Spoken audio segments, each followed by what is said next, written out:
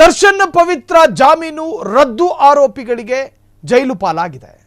ಈಗ ಅವರ ಜಾಮೀನು ರದ್ದಾಗಿದೆ. ಆರೋಪಿಗಳಿಗೆ ಜೈಲು ಶಿಕ್ಷೆ ಅಥವಾ ಜೈಲಿಗೆ ಕಳುಹಿಸಿಕೊಡಲಾಗಿದೆ. ದರ್ಶನ್ ಪವಿತ್ರ ಜಾಮೀನು ರದ್ದು, ಆರೋಪಿಗಳಿಗೆ ಜೈಲು. ಹೈಕೋರ್ಟ್ ಆದೇಶದ ಹುಳುಕು ಎತ್ತಿ ತೋರಿದ ಸುಪ್ರೀಂ. ಹೈಕೋರ್ಟ್ ಆದೇಶದ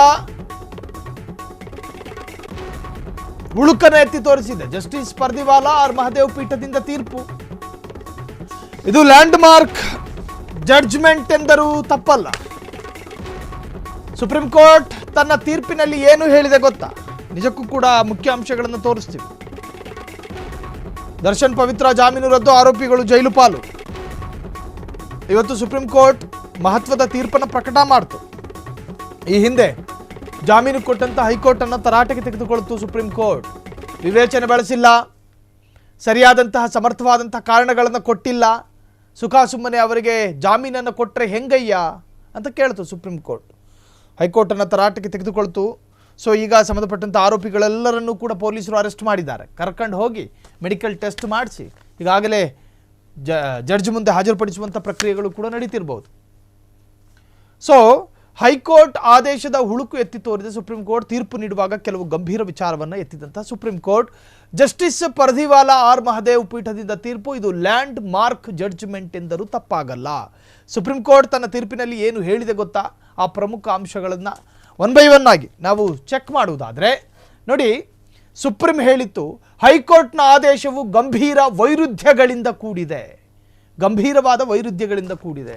ಜಾಮೀನು ನೀಡಲು ಹೈಕೋರ್ಟ್ ಆದೇಶದಲ್ಲಿ ಸಕಾರಣ ನೀಡಿಲ್ಲ, ಸಮರ್ಥವಾದ ಕಾರಣ ನೀಡಿಲ್ಲ. ಕೋರ್ಟ್ ಯಾಂತ್ರಿಕವಾಗಿ ತನ್ನ ಅಧಿಕಾರ ಬಳಕೆ ಮಾಡಿದೆ. ಕಾನೂನಾತ್ಮಕವಾಗಿ ಬಹುಮುಖ್ಯವಾದ ವಾಸ್ತವಾಂಶ ಕೈಬಿಟ್ಟಿದೆ. ವಸ್ತು ಸ್ಥಿತಿಯನ್ನು ತೋರಿಸೋದಕ್ಕೆ ಹೋಗಿಲ್ಲ. ಅವರು ವಿಚಾರಣಾ ಹಂತದಲ್ಲಿ ಸಾಕ್ಷ್ಯಗಳನ್ನು ಬಹುಮುಖ್ಯವಾಗಿ ಪರಿಗಣಿಸಿದೆ. ಪ್ರೈಮರಿ ಇನ್ವೆಸ್ಟಿಗೇಷನ್ ಅಥವಾ ಎನ್ಕ್ವೈರಿ ಸಂದರ್ಭದಲ್ಲಿ ಸಾಕ್ಷ್ಯಗಳನ್ನು ಬಹುಮುಖ್ಯವಾಗಿ ಪರಿಗಣಿಸಿದೆ. ಇದು ಅನಗತ್ಯವಾಗಿ ವ್ಯಾಪ್ತಿ ಮೀರಿದ ಚಟುವಟಿಕೆಯಾಗಿದೆ. ಸೀಮೆ ಮೀರಿದ ಚಟುವಟಿಕೆ, ಆಕ್ಟಿವಿಟೀಸ್ ಅಂತ. ಸೊ ಸಾಕ್ಷಿಗಳ ಪ್ರಾಮಾಣಿಕತೆ ನಿರ್ಧರಿಸಬೇಕಿರುವುದು ವಿಚಾರಣಾ ಕೋರ್ಟ್ ಮಾತ್ರ. ವಿಚಾರಣಾ ಕೋರ್ಟ್ ಮಾತ್ರ ಅದನ್ನು ನಿರ್ಧಾರ ಮಾಡಬೇಕು, ನೀವುಗಳಲ್ಲ. ಸಾಕ್ಷಿಗಳ ವ್ಯಾಖ್ಯಾನ FSL ರಿಪೋರ್ಟ್ ಪರಿಗಣಿಸಿದ್ರೆ ಜಾಮೀನು ರದ್ದುಪಡಿಸುವ ಅಗತ್ಯವನ್ನು ಒತ್ತಿ ಹೇಳುತ್ತದೆ. ಸಾಕ್ಷಿಗಳ ವ್ಯಾಖ್ಯಾನ FSL ರಿಪೋರ್ಟ್ ಅನ್ನು ಪರಿಗಣಿಸಿದ್ರೆ ಹಿಂಗಾಗುತ್ತೆ. ಆಕ್ಷೇಪಾರ್ಹ ಆದೇಶದ ಮೂಲಕ ಕಲ್ಪಿಸಿರುವ ಸ್ವಾತಂತ್ರ್ಯವು ನ್ಯಾಯದಾನಕ್ಕೆ ನೈಜ ಮತ್ತು ಪ್ರಬಲವಾದ ಬೆದರಿಕೆಯೊಡ್ಡುತ್ತದೆ. ನೋಡಿ ಎಷ್ಟೊಂದು ಸ್ಪಷ್ಟವಾದಂತಹ ಜಡ್ಜ್ಮೆಂಟ್ ಇದೆ. ಇದು ವಿಚಾರಣಾ ಪ್ರಕ್ರಿಯೆಯನ್ನ ದಾರಿ ತಪ್ಪಿಸುತ್ತದೆ. ವಿಚಾರಣಾ ಪ್ರಕ್ರಿಯೆಯನ್ನ ದಾರಿ ತಪ್ಪಿಸುತ್ತದೆ. ಆರೋಪಿಗಳಿಗೆ ಮಂಜೂರು ಮಾಡಿರುವ ಜಾಮೀನು ಬದಿಗೆ ಸರಿಸಲಾಗಿದೆ. ಅದನ್ನು ಬದಿಗೆ ಸರಿಸಲಾಗಿದೆ. ಸಕ್ಷಮ ಪ್ರಾಧಿಕಾರಿ ಆರೋಪಿಗಳನ್ನು ತಕ್ಷಣ ವಶಕ್ಕೆ ಪಡಿಬೇಕು. ಮೆರಿಟ್ ಮೇಲೆ ಪ್ರಕರಣವನ್ನು ವಿಚಾರಣಾ ನ್ಯಾಯಾಲಯ ನಿರ್ಧರಿಸಬೇಕು. ಇಲ್ಲಿ ವ್ಯಕ್ತಪಡಿಸಿರುವ ಅಭಿಪ್ರಾಯಗಳು ಜಾಮೀನಿಗೆ ಸೀಮಿತವಾಗಿದೆ. ಇದು ವಿಚಾರಣಾ ನ್ಯಾಯಾಲಯದಲ್ಲಿ ವಿಚಾರಣೆಯನ್ನು ಪ್ರಭಾವಿಸಬಾರದು. ಇದನ್ನು ಇನ್ಫ್ಲುಯೆನ್ಸ್ ಆಗಿ ತಗೋಬಾರದು ಅಂತ.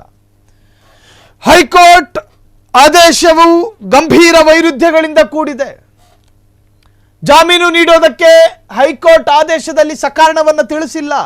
ಸಮರ್ಥವಾದಂತಹ ಕಾರಣಗಳನ್ನು ಕೊಡಲಿಲ್ಲ. ವೈರುಧ್ಯಗಳಿಂದ ಕೂಡಿತ್ತು. ಕಾನೂನಾತ್ಮಕವಾಗಿ ಬಹುಮುಖ್ಯವಾದ ವಾಸ್ತವಾಂಶವ ಕೈಬಿಟ್ಟಿತ್ತು. ಸೊ ಹೀಗೆ ಹಲವು ಲೋಪಗಳನ್ನು ಎತ್ತಿ ಹೇಳ್ತು. ಇವತ್ತು ಜಾಮೀನು ಅವರಿಗೆ ರದ್ದಾಗಿದೆ. ಸಂಬಂಧಪಟ್ಟಂಥ ಆರೋಪಿಗಳನ್ನು ಜೈಲು ಪಾಲು ಮಾಡಲಾಗಿದೆ. ಇನ್ನೂ ಕೂಡ ಇದರಲ್ಲಿ ಸಾಕಷ್ಟು ಡೆವಲಪ್ಮೆಂಟ್ಗಳು ನಡೆಯೋದಿದೆ. ಇನ್ನೇನು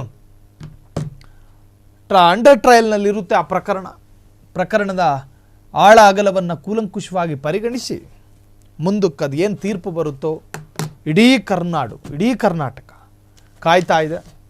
ಸೊ ದರ್ಶನ್ ಪ್ರಕರಣದಲ್ಲಿ ಏನೇನು ಆಗ್ತಾ ಇದೆ ನೀವೆಲ್ಲರೂ ಕೂಡ ಗಮನಿಸ್ತಾ ಇದ್ದೀರಿ. ಇನ್ನು ಮುಂದಿನ ಸುದ್ದಿ ಅದೇ ಪ್ರಕರಣ, ದರ್ಶನ್ ಜೈಲು ಪಾಲು ವಿಚಾರಣೆ. ಆದರೆ ದರ್ಶನ್ ಜೈಲು ಪಾಲು, ಡೆವಿಲ್ ಚಿತ್ರತಂಡ ಕಂಗಾಲು. ದರ್ಶನ್ ಅರೆಸ್ಟ್ನಿಂದ ಡೆವಿಲ್ ಸಿನಿಮಾಗೆ ಕಾರ್ಡಿಯಾಕ್ ಅರೆಸ್ಟ್. ದರ್ಶನ್ ಜೈಲು ಪಾಲು, ಡೆವಿಲ್ ಚಿತ್ರತಂಡ ಕಂಗಾಲಾಗಿದೆ. ದರ್ಶನ್ ಅರೆಸ್ಟ್ನಿಂದ ಡೆವಿಲ್ ಸಿನಿಮಾಗೆ ಕಾರ್ಡಿಯಾಕ್ ಅರೆಸ್ಟ್ ಆಗಿದೆ. ಹೃದಯಾಘಾತಕ್ಕೂ ಮಿಗಿಲಾದ ಘಾತ. ಇದ್ರೆ ನೆಮ್ಮದಿಯಾಗಿರಬೇಕು. ಹಾಡು ಬಿಡುಗಡೆ ಕಾರ್ಯಕ್ರಮಕ್ಕೆ ಶಾಕ್ ಮೇಲೆ ಶಾಕು. ದರ್ಶನ್ ಅಂದರು, ದಚ್ಚು ಜೊತೆ ನೆಮ್ಮದಿಯಾಗಿರಬೇಕು ಹಾಡು ಕೂಡ ಅಂದರಾಗಿದೆ. ಪ್ಲಾನ್ ಪ್ರಕಾರ ದರ್ಶನ್ ಕೈಯಿಂದಲೇ ಆಡಿಯೋ ರಿಲೀಸ್ ಮಾಡಬೇಕಾಗಿತ್ತು. ಎಲ್ಲವೂ ನುಜಿ ಆದ್ರೆ ದಚ್ಚು ನಸೀಬ್ ಖರಾಬ್ ಆಗಿದೆ. ತಪ್ಪಿದ ತಾಳ, ದರ್ಶನ್ ಕೈಗೆ ಕೋಳ. ನಾಳೆ ನಿಗದಿಯಾಗಿದ್ದ ಇದ್ರೆ ನೆಮ್ಮದಿಯಾಗಿರಬೇಕು ಗುರು ಸಾಂಗ್ ರಿಲೀಸ್ ಮುಂದೂಡಿಕೆ ಆಗಿದೆ. ನಾಳೆ ಸಾಂಗ್ ರಿಲೀಸ್ ಆಗೋದಿಲ್ಲ ಹೀಗಂತ ಹೇಳಿದ್ದು ಜೈಮಾತಾ ತಂಡ. ದಚ್ಚು ಪದೇ ಪದೇ ಅರೆಸ್ಟು, ಸಂಕಷ್ಟದಲ್ಲಿ ಚಿತ್ರತಂಡ. ಎಂಟೈರು ಚಿತ್ರತಂಡ ಈಗ ಕಂಗಾಲಾಗಿ ಕೂತ್ಕೊಂಡಿದೆ. ನೆಮ್ಮದಿ ಕಳೆದುಕೊಂಡ ಡೆವಿಲ್ ಸಿನಿಮಾ ನಿರ್ಮಾಪಕ ಎದುರು ನಿಂತಿದೆ ಬಹುದೊಡ್ಡ ಕಂಟಕ. ಏನೂ ಮಾಡೋದಕ್ಕೆ ಸಾಧ್ಯ ಆಗ್ತಾ ಇಲ್ಲ. ಅದನ್ನ ವಿರೋಧಿಸೋದ ಅಥವಾ ಅದನ್ನ ನಿರಾಕರಣೆ ಮಾಡೋದು, ಎದುರು ನಿಂತಿದೆ ಕಂಟಕ. ಸಾಧ್ಯ ಆಗ್ತಾ ಇಲ್ಲ ತಡೆಯೋದಕ್ಕೆ.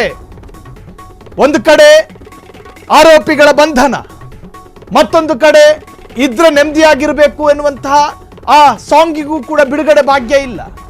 ಈ ತರಹದ ಕಂಟಕ ಎದುರು ನಿಂತಿರುವಾಗ ಏನು ಮಾಡೋದಕ್ಕೆ ಸಾಧ್ಯ? ಒಂದು ಕಡೆ ದರ್ಶನ್ ಅಭಿಮಾನಿಗಳು ಈಗ ಕಂಟಕ ಹಂಗೆ ಸಲೀಸಾಗಿ ಒಂದೊಂದಾಗಿ ಅಭಿಮಾನಿಗಳು ಕೂಡ ಎದುರಿಸ್ತಾ ಇರುವಂತಹದ್ದು. ಸೊ ಆ ಇದ್ರೆ ನೆಮ್ಮದಿಯಾಗಿರಬೇಕು ಎನ್ನುವಂತಹ ಸಾಂಗು, ಇದು ನಿಮಗೆ ಈ ಟೈಟಲ್ ನೆನಪಿರ್ಬೋದು. ಇದೇ ಪುಣ್ಯಾತ್ಮನ ಆಡಿಯೋ ಒಂದು ವೈರಲ್ ಆಗಿತ್ತು. ಹೆಂಡತಿಗೆ ಬೈಯೋದು ಅಥವಾ ಮಾಧ್ಯಮ ಮಿತ್ರರಿಗೆ ಬೈಯೋದು ಒಂದು ಸಂಭಾಷಣೆ. ಆ ಆಡಿಯೋ ನಿರಂತರವಾಗಿ ಸಾಮಾಜಿಕ ಜಾಲತಾಣದಲ್ಲಿ ವೈರಲ್ ಆಗಿತ್ತು. ಇದ್ರೆ ನೆಮ್ಮದಿಯಾಗಿರಬೇಕು ಎನ್ನುವಂಥ ಆಡಿಯೋ ಇದೇ ಮನುಷ್ಯಂದದು ಮಾತು. ಅದನ್ನು ಯಾವುದೋ ಪುಣ್ಯಾತ್ಮ ಅಭಿಮಾನಿಗಳು ತೆಗೆದು ಹಾಡು ಮಾಡಿದ್ರು.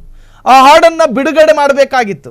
ಎಲ್ಲವೂ ಅಂದುಕೊಂಡಂತೆ ಆಗಿದ್ದಿದ್ದರೆ ದರ್ಶನ ಕೈಯಿಂದಲೇ ಬಿಡುಗಡೆ ಆಗಬೇಕಿತ್ತು. ಅದನ್ನು ಮುಂದೂಡಿಕೆ ಮಾಡಿದ್ದಾರೆ. ನೋಡಿ, ಆ ಪೋಸ್ಟರ್ ಅವರೇ ಹಂಚಿಕೊಂಡಿದ್ದಾರೆ. ನಾಳೆ ಬೆಳಗ್ಗೆ ಬಿಡುಗಡೆಯಾಗಬೇಕಿದ್ದ ಡೆವಿಲ್ ಸಿನಿಮಾದ ಹಾಡನ್ನು ಅನಿವಾರ್ಯ ಕಾರಣದಿಂದ, ಅನಿವಾರ್ಯ ಅನ್ನೋದನ್ನು ಸ್ಪಷ್ಟಪಡಿಸಿ ಅಲ್ಲಿ ಅದಕ್ಕೆ ಸಂಬಂಧಪಟ್ಟವರು ಅರೆಸ್ಟ್ ಆಗಿ ಹೋಗೋರೆ, ಅದಕ್ಕಾಗಿ ಮುಂದೂಡಿಕೆ ಮಾಡಿದ್ದೀವಿ ಅಂತ. ಯಾರ ಹಾಡು ರಿಲೀಸ್ ಆಗಬೇಕಿತ್ತೋ ಆ ವ್ಯಕ್ತಿಯನ್ನು ಈಗ ಪಂಜರದಲ್ಲಿ ಬಂಧನ ಮಾಡಲಾಗಿದೆ, ಪಂಜರಕ್ಕಿಡಲಾಗಿದೆ. ಪೊಲೀಸರು ಎಳ್ಕೊಂಡು ಹೋಗೋರೆ. ಸೊ ಆ ಹಾಡು ಬಿಡುಗಡೆ ಆಗೋದಿಲ್ಲ. ಹಾಗಾಗಿ ಇದ್ರೆ ನೆಮ್ಮದಿಯಾಗಿರಬೇಕು ಎನ್ನುವಂಥ ಹಾಡು ನಾಳೆ ನಿಮ್ಮ ಕಿವಿಗೆ ಕೇಳಿಸೋದಿಲ್ಲ. ಕಾರಣ ಅದನ್ನು ಮುಂದೂಡಿಕೆ ಮಾಡಲಾಗಿದೆ. ಯಾವಾಗ ಬಿಡುಗಡೆ ಮಾಡ್ತಾರೋ ಗೊತ್ತಿಲ್ಲ, ಯಾವಾಗ ಅದನ್ನು ರಿಲೀಸ್ ಮಾಡ್ತಾರೋ ಗೊತ್ತಿಲ್ಲ. ಸಾಂಗವಾಗಿ ಬಿಡುಗಡೆ ಮಾಡೋದಕ್ಕೆ ಹೊರಟಿದ್ದ ಆ ಪಾಪ ಹುಡುಗರು ಅದೇ ಚಿತ್ರತಂಡದ ಆ ಹಾಡನ್ನು ಬಿಡುಗಡೆ ಮಾಡೋದಕ್ಕೆಲ್ಲ ತಯಾರಿ ಮಾಡ್ಕೊಂಡಿದ್ರು. ಆದರೆ ಈಗ ಹಾಡು ಅಂದರು, ದರ್ಶನ್ ಅಂದರು. ಕ್ಷಣ ಕ್ಷಣದ ಸುದ್ದಿಗಳಿಗಾಗಿ ಫ್ರೀಡಂ ಟಿವಿ ಸಬ್ಸ್ಕ್ರೈಬ್ ಮಾಡಿ, ಲೈಕ್ ಮಾಡಿ ಹಾಗೂ ಫಾಲೋ ಮಾಡಿ. ಹೊಸ ಸುದ್ದಿಗಳ ನೋಟಿಫಿಕೇಶನ್ಗಾಗಿ ಬೆಲ್ ಐಕಾನ್ ಮೇಲೆ ಕ್ಲಿಕ್ ಮಾಡಿ.